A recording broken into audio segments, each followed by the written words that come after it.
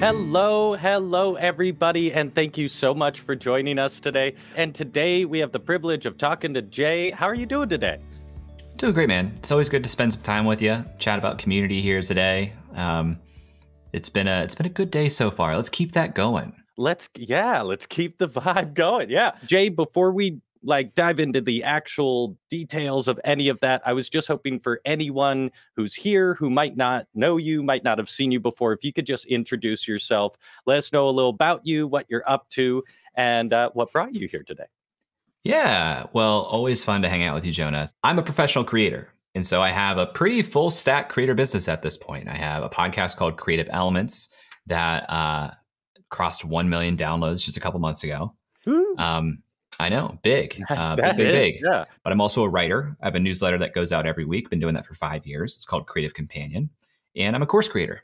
Have that podcast and course I just talked about. I have a bunch of workshops, and most recently launched my community membership, the Creative Companion Club, named after the newsletter, to help other creators go pro, become professional creators who are paid well for their art and creativity. That's me in a box, Jonah. Awesome. Yeah. So it sounds like early on, and I love that you were doing this, even with your coaching, you were already building a community. Yeah. And I didn't really realize that at the time. So what was your thinking? Was it just like, I need a place to contact all of my students? Yeah. I mean, listen, if you think back to 2017, online community wasn't a thing, really. Right. In 2017, as I was doing this group coaching exercises, I just recognized that if we're meeting once a week, there are things I want to say to them and things that they probably want to share with each other between those 7 days. And so I needed a way for them to communicate. And so I just started a Slack channel and made a private group for every group that came in and said, here's where we'll communicate when we're not live on calls. And as more groups join the coaching program, I just didn't really see any reason to remove people because I enjoyed continuing the relationship, and they were getting more value out of continuing to build relationships with their group members and then other group members that came in. And it just seemed like a smart thing to do, and it was helping people. So I just kept doing it.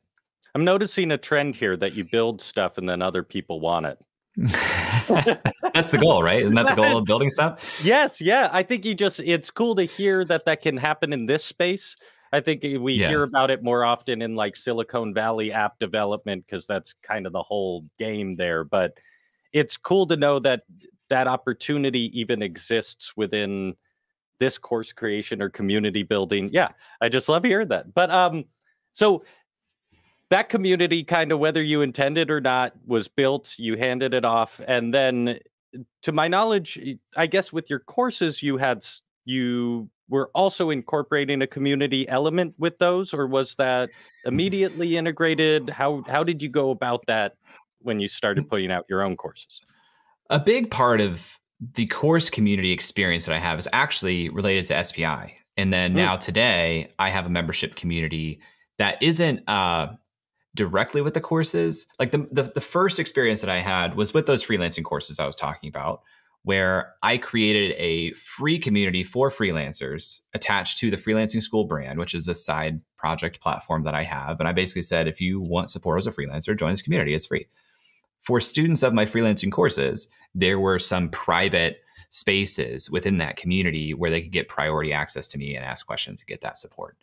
I actually find that doing community is a big effort. Like, I won't sugarcoat it. It's a lot of work to do it right and to do it well. And a lot of course creators will slap on community as an additional value prop for joining without putting a lot of thought or intention into it or having much of a plan for it. And that works in the short term to get people to say, oh, bonus stuff. Yes, I'm in. But if it's not a good experience, it's not a good experience.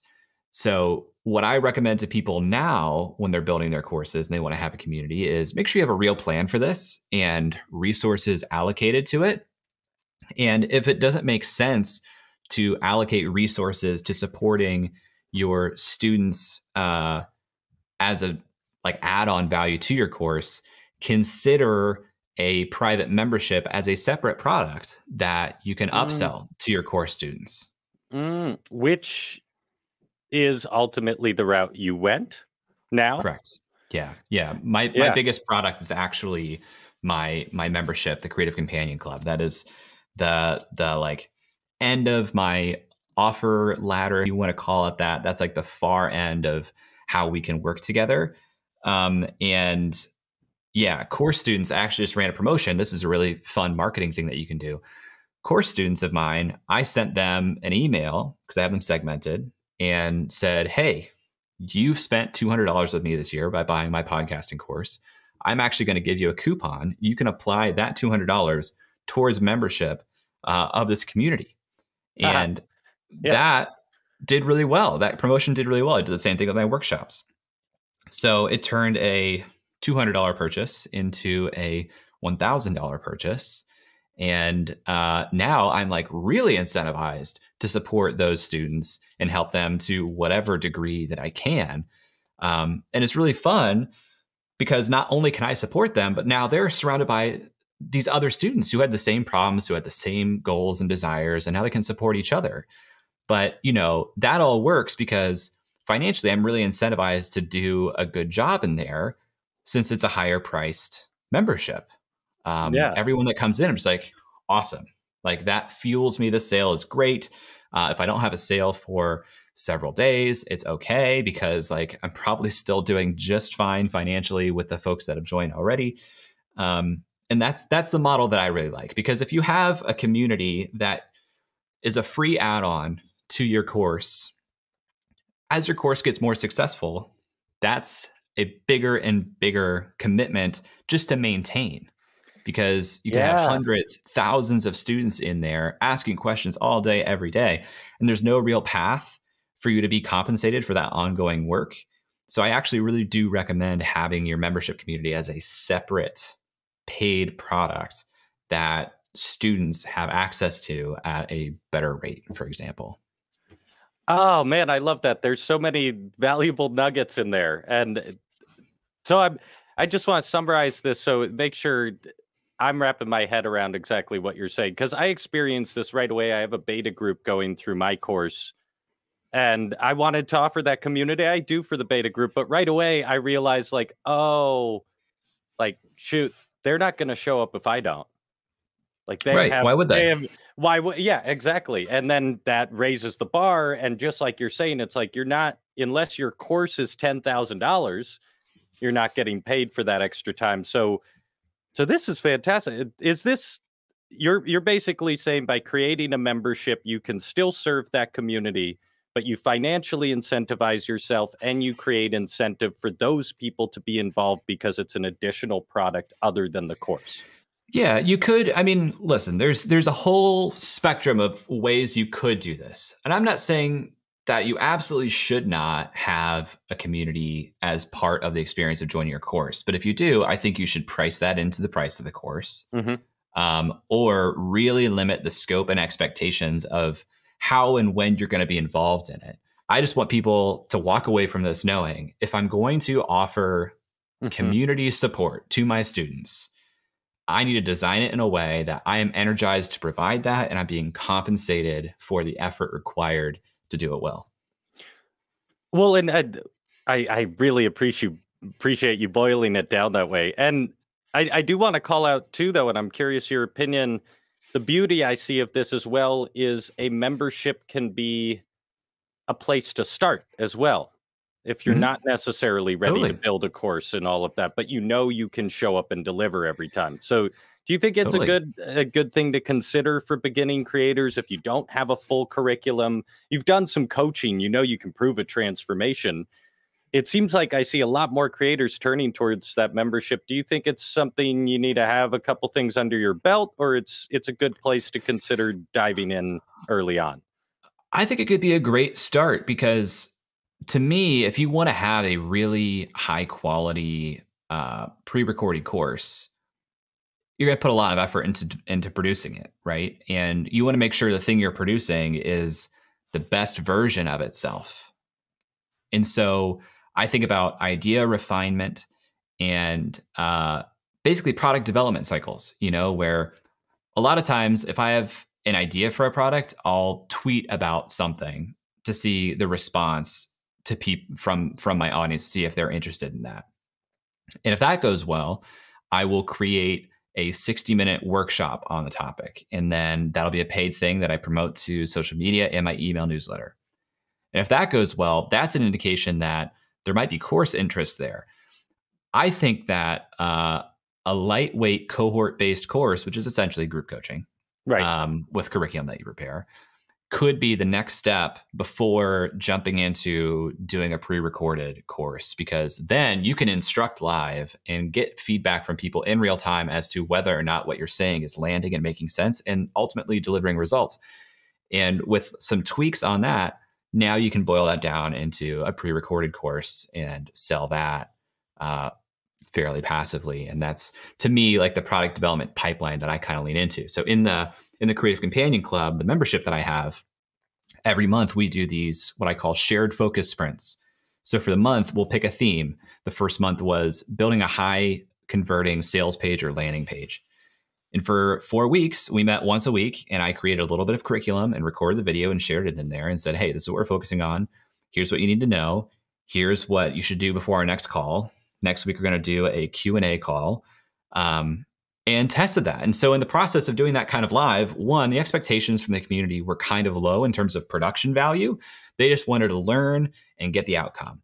And inside of a membership where they're excited to spend more time with me, I can show up with bedhead and my pajamas and teach this. And right. It's fine because I trust them. They trust me. They like, getting the real me. Kind of low fidelity inside of a membership is actually kind of good. And I can see, how this is landing and what got results. And now I have success stories. So I can take all that experience and really refine that and turn that into a final product, an actual recorded course. I love you are touching on everything I could have hoped for today. Just to solve this problem of, I think a lot of people think, I know something, it's course worthy, let's build a pre-recorded course right off the bat. And although, like you said, you can have success there, even if nothing else, when you go to then market it, if you don't have testimonials, if you don't have proof, it's super hard to get started. But we've kind of touched on a few different aspects of what makes a good community. You have to show up, you have to be offering value. But I'm curious if you can try and summarize 3 to 5 tips as a creator. How do you create a community that students can really thrive in? I know that's a tiny amount, but if you can. No, I've got it. I've got you. So Love the first and foremost, is having a very clear purpose. What is the shared goal and promise that you're making to people joining this membership? Because what I see a lot of creators do, they have a little bit of an audience. They see that there are better and better community platforms. And it's like, I'm just going to smash these things together and boom, community will happen. And it doesn't. You need to have more intention. If you don't tell people what to expect and what they're going to get out of this experience, they're going to make assumptions as to what they're going to get out of it. And now you have no idea what those assumptions are. So you may have dozens, hundreds of different assumptions as to what this community is going to do for your members. And if you don't know what those assumptions are, you can't possibly succeed in fulfilling them, which means that you're going to have disappointed people. So number one, make a very clear purpose for your community. Why does this exist? What are you going to get out of it? Second, you need to have a fantastic onboarding experience. A lot of the battle is won in having a really good first experience getting into the community. And when I say onboarding, my onboarding period is probably longer than you think. It's not just like this first couple of emails telling you how to log in. It's getting logged in, setting up your profile, learning how the space works, making your introduction, joining our first live call. All of that you should have down to a repeatable process that is smooth and gets people comfortable with the space and feeling really, really good about it. And then, it's really about getting people onto that road to transformation and making sure they realize they're on the road to transformation and supporting them along the way, providing some positive tension to push them to take that next step, because things are hard. People join a community, join programs in general because they recognize I can't do this myself. I need support from a third party. And in a community world, a lot of people don't think about how they design that support and leave a lot to the member. Like, yeah, if you post in here and say, somebody help me, you might find somebody say, I'll help. And now you send that person a direct message and you come up with a schedule for how they can help you. It's still putting a lot of work on the person. So you really want to create a space that makes it easy for people to put minimal input into to deliver them the experience and accountability that they need to fulfill that purpose that you promised in the first place. Okay. Yeah. I love that. That's a lot to wrap your head around, but so valuable. And so I'm curious, it sounds like clarity and purpose is kind of the number one thing you really need to have before you start a community.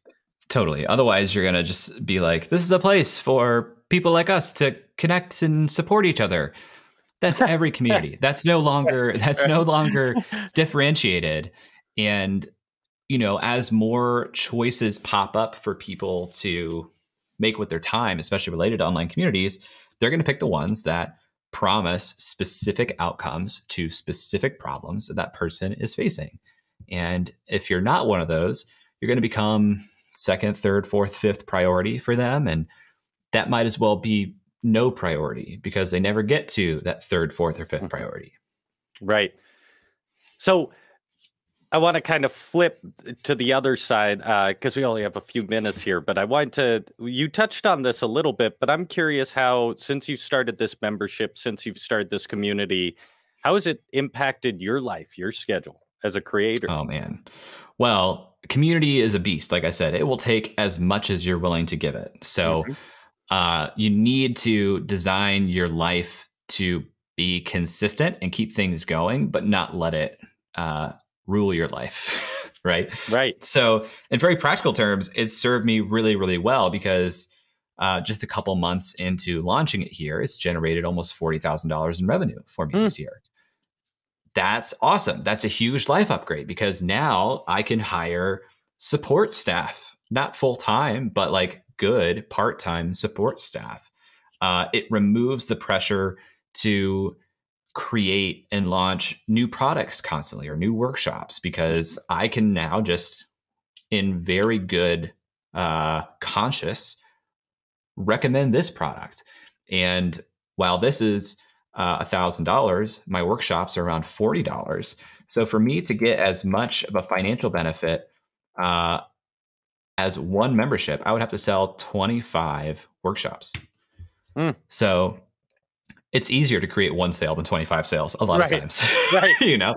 So it's been really great. It's actually reduced my effort in terms of selling because the people who have been following me for years, trust me, want to learn from me. And this is a great way to work with me very personally.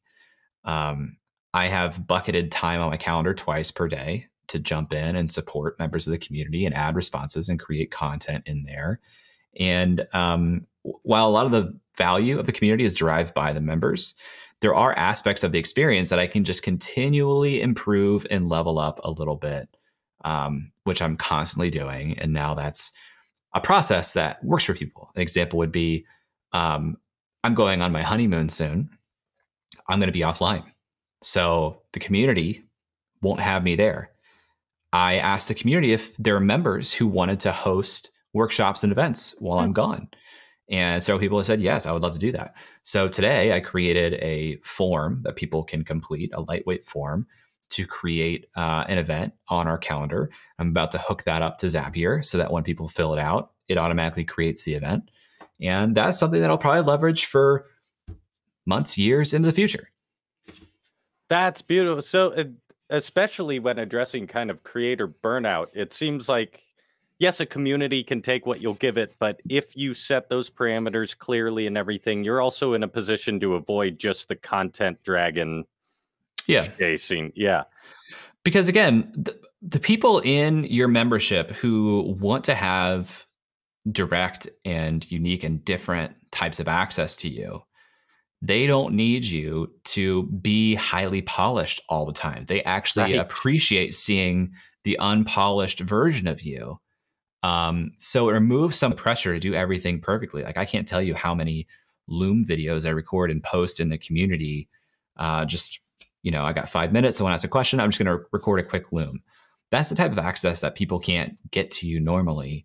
And in the community, it just goes so far. It means so much. And it's not a huge time commitment for me to record that Loom. And I don't have to feel self-conscious about how am I showing up here? Am I not professional or like high production enough? Right, because these are people who they paid good money to see you, however you show up, right? That's right. A lot of like the pressure to be high production is about building trust with people. If somebody has invested $1,000 to become a member of my community, they already trust me. Right. And so one question before we kind of wrap up, because I am curious, you had quite a path and you had built a few products by the time you launched your membership. What's still your number one like marketing mechanism? Is it the podcast? Is it email list? What's your main avenue moving forward? Because I'm sure there was a fair conversion of existing audience to the membership. So as it grows, what are you looking to as your primary marketing tools? Still email, I think. It's always been email. I had a good year with Twitter last year, but email to me is still the biggest lever, and it's definitely the most attributable channel, where I can say like, oh, this definitely came from email. But my social media effort, I'm trying to drive people to email. My podcast, I'm actually trying to create my own discovery engine for the podcast by driving people to email and then introducing people to the podcast in email. So email is everything for me.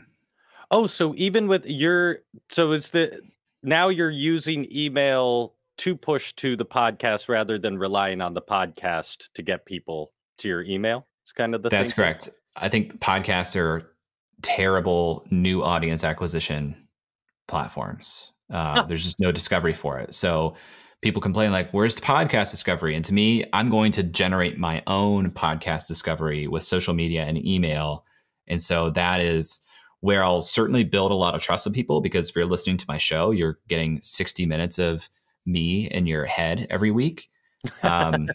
It's not great for new audience acquisition. I mean, that can certainly change at some point, like you start getting word of mouth and you get mentioned in a couple big publications or something. That could change if there is some other discovery mechanism.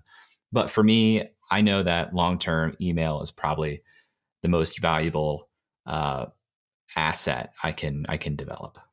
Love it. Well, so I want to be respectful of your time and wrap up here, but I want to call out a couple things. First, for everyone listening, go check out the podcast, especially the interviews, and there's so many aspects there that are just fantastic.